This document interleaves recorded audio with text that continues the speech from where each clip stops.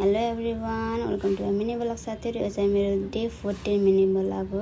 सबैजना सन्चै हुनुहुन्छ होला। मेरो बिहानीको सुरुवात हुन्छ साथीहरू सबै काम भ्याएर अनि किचनबाट साथीहरू खाना बनाउँदै थिएँ। बाउछोरा आएर यताउता गरिरहेको थियो साथीहरू। यस्तो गर्मी थियो अनि नेपालगञ्जमा खाना बनाउँदै आफ्नो मनहरू हेर्दै पसिनाले यस्तो गर्थ्यो। अनि खानासाना पकाएर भ्याए साथीहरू अनि खाना खान लायौँ। हामी चाहिँ खाना खान लाएर अनि पेन्टिङ भयो थियो, त्यही भएर मैले अरू केही भिडियो गराउन पाएन साथीहरू। अनि एकैचोटि साँझको खाना बनाउन तयारी छिटो गराएँ। भित्र किचनमा पेन्टिङ हुँदै थियो, बाहिर इन्डक्सनमा गराएँ साथीहरू। यस्तो गरम भइरहेको थियो अनि आज चाउचाउ खान मन लागेर अनि चाउचाउ बनाएर खायौँ। मैले भिडियो पनि हालेको छु, सबैजना हेरिदिनु भयो होला। अनि बाबुले एकछिन घुमाउनु गएको नानीको मेरो बहिनीको साथीकोमा, ठ्याक्कै त्यहाँ भेट भयो अनि एकछिन त्यहीँ बस्यौँ। अनि बिमास र म सर र एक राउन्ड घुमेर आयौँ साथीहरू। अनि आज हाम्रो घरको अगाडि भान्जीको बर्थडे थियो इन्जुको, अनि त्यहाँ गएँ साथीहरू म चाहिँ। अनि बर्थडे एकदम इन्जोय गरेँ साथीहरू। अनि खाना हेर्न सक्नुहुन्छ, यस्तो मिठो थियो।